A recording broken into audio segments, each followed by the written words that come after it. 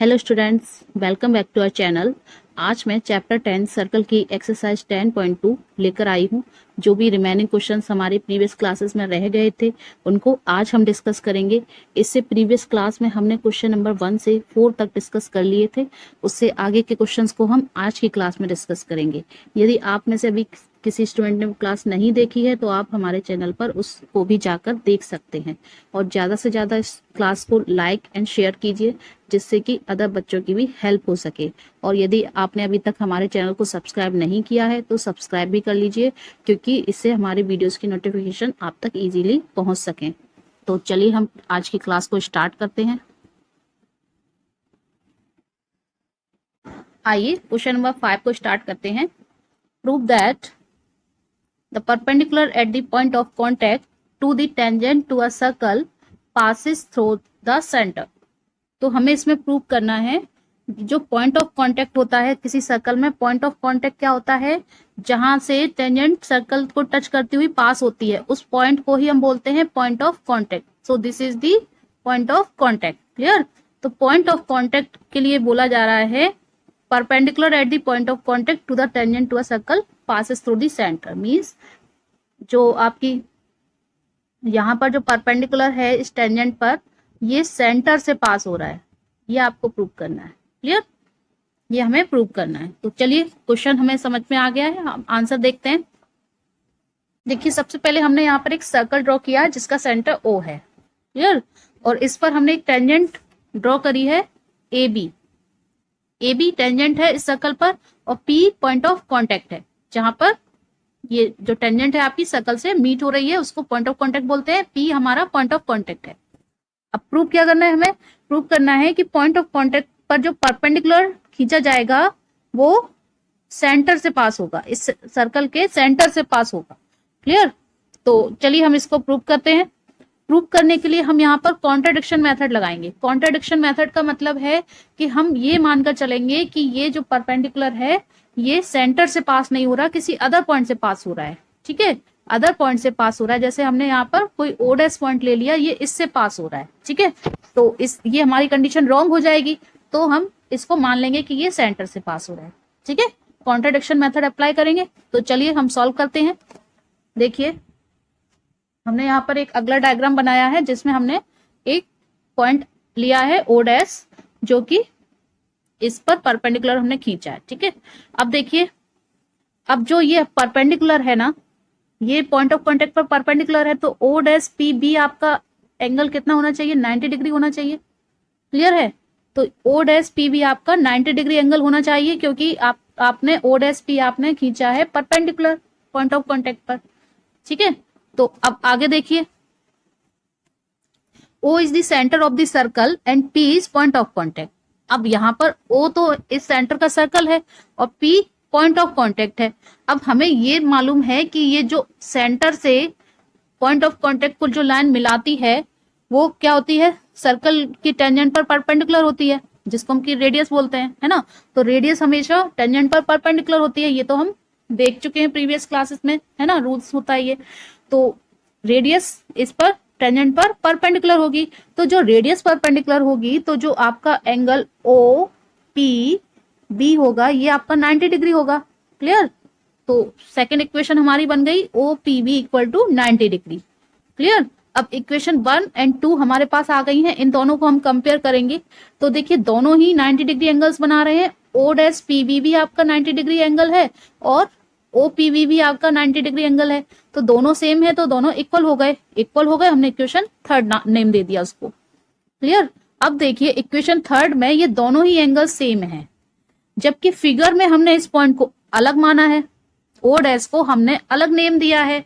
तो ये हमें यहाँ पर दिख रहा है कि ये 90 डिग्री से कुछ कम है, 90 डिग्री तो नहीं है।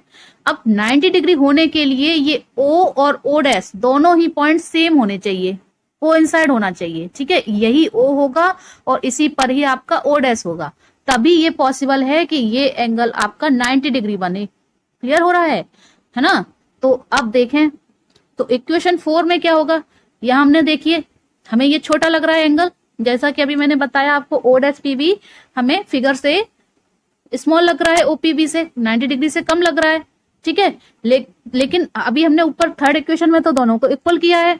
इक्वल तो बेटा तभी पॉसिबल होगा जबकि ये दोनों ही सेम पॉइंट हो, ओ और ओ डैश आपका कोइंसाइड करे। ठीक है, तो कोइंसाइड करेगा तो ये जो आपकी ए बी पर जो परपेंडिकुलर होगा, पॉइंट ऑफ कॉन्टेक्ट से पास होने वाला, पॉइंट ऑफ कॉन्टेक्ट से जो परपेंडिकुलर पास होगा वो सर्कल के सेंटर से पास होगा। क्लियर हो रहा है यहाँ तक? तो यही हमें प्रूव करना था। ठीक है, the perpendicular to A B passes through P,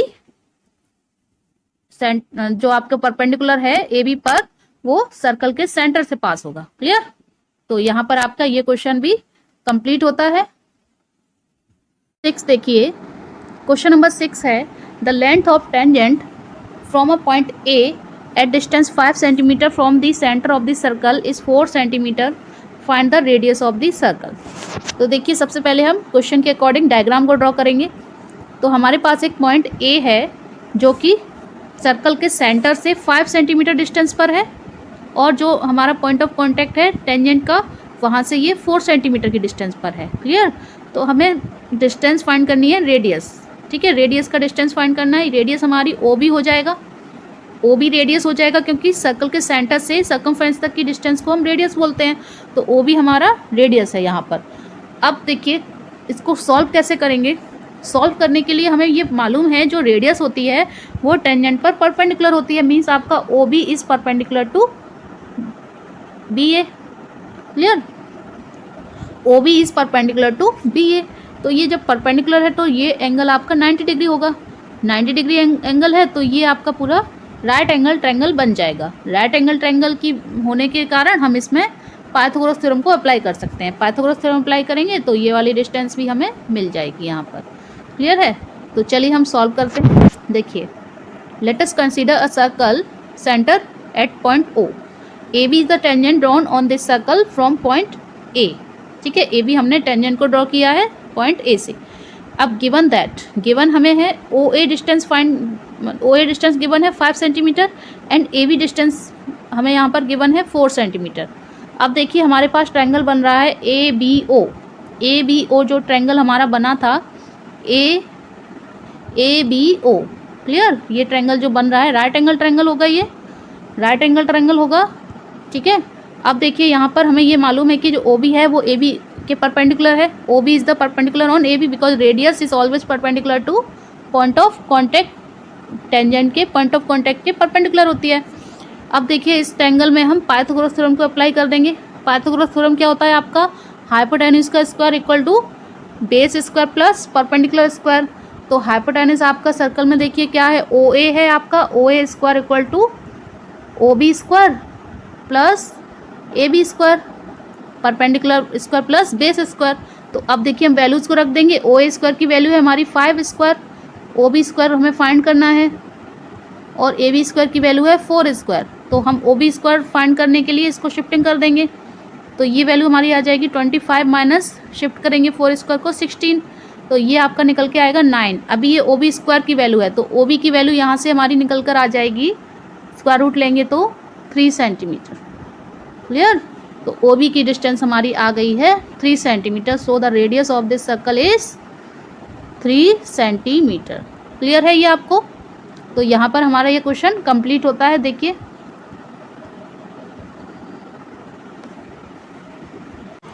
question number 7 देखिए। क्वेश्चन नंबर 7 है 2 concentric circles are of radius 5 centimetre and 3 centimetre, find the length of the chord of the larger circle which touches the smaller circle. Clear? अब देखिए, concentric का meaning क्या होता है? जिनके centre same हो। 2 सर्कल्स जिनके सेंटर्स सेम हो। ठीक है, इन दोनों ही सर्कल का सेंटर सेम है तो इनको बोलेंगे हम कोसेंट्रिक सर्कल्स। और बड़े सर्कल की रेडियस गिवन है आपको 5 सेंटीमीटर और छोटे सर्कल की रेडियस है 3 सेंटीमीटर। और जो बड़े सर्कल की आपकी जो कॉर्ड है वो छोटे सर्कल को टच करते हुए पास हो रही है, तो इस कॉर्ड की लेंथ हमें फाइंड करना है। क्लियर? तो अब देखिए हम सॉल्व करते हैं क्वेश्चन को अपने। यहाँ पर ये डायग्राम बना हुआ है, देख लीजिए। यहाँ पर 2 कोसेंट्रिक सर्कल्स हैं। क्लियर? जिनका सेंटर ओ है। दोनों ही सर्कल हमने ड्रॉ कर लिए, ओ सेंटर है जिसका। अब देखिए, लार्जर सर्कल की रेडियस आपको गिवन है 5 सेंटीमीटर, ये डिस्टेंस 5 सेंटीमीटर। स्मॉलर सर्कल की रेडियस गिवन है 3 सेंटीमीटर, तो ये डिस्टेंस हो गई आपकी 3 सेंटीमीटर। क्लियर है। अब आपसे बोला गया है जो लार्जर सर्कल है उसकी एक कॉर्ड है जो स्मॉलर सर्कल को टच करती हुई पास होती है। तो लार्जर सर्कल की एक कॉर्ड है PQ जो कि स्मॉलर सर्कल को A पॉइंट पर टच कर रही है, जिसको कि हम पॉइंट ऑफ कांटेक्ट बोल रहे हैं, क्योंकि ये आपकी एक टेंजेंट होगी और पॉइंट ऑफ कांटेक्ट A पर है। क्लियर। आप आगे देखिए, ये जो टेंजेंट है और ये जो छोटे सर्कल की रेडियस होगी ये इसके परपेंडिकुलर होगी। क्लियर। तो परपेंडिकुलर होगी तो यहाँ पर एक पॉइंट P है, इसको हमने जब मिलाया तो ये जो ट्रायंगल बना ये राइट एंगल ट्रायंगल हो गया। राइट एंगल ट्रायंगल में हम पाइथागोरस थ्योरम को अप्लाई कर देंगे। ये डिस्टेंस हमें पता है, ये भी डिस्टेंस हमें पता है, तो हम ये वाली डिस्टेंस फाइंड कर लेंगे। क्लियर है। तो आगे बढ़ते हैं हम क्वेश्चन में। देखिए सबसे पहले let 2 concentric circles be centred at point O। तो 2 कोसेंट्रिक सर्कल हैं जिनका सेंटर O है। And let PQ be the chord of the larger circle. PQ हमारी लार्जर सर्कल की कॉर्ड है which touches the smaller circle at point A, जो smaller circle को A point पर टच कर रही है। Therefore PQ is the tangent to smaller circle. तो जो PQ होगी वो स्मॉलर सर्कल के लिए टेंजेंट होगी। क्लियर है। अब आगे देखिए, जो टेंजेंट होती है उस पर रेडियस हमारी परपेंडिकुलर होती है, तो OA is perpendicular to PQ। OA is the radius of the circle and radius tangent पर परपेंडिकुलर होती है। अब जब ये परपेंडिकुलर हुई तो ये जो ट्रायंगल होगा ये राइट एंगल ट्रायंगल हो जाएगा। OAP ट्रायंगल में हमने पाइथागोरस थ्योरम को अप्लाई कर दिया। अब पाइथागोरस थ्योरम होती है हमारी हाइपोटेनस का square equal to perpendicular square plus base square.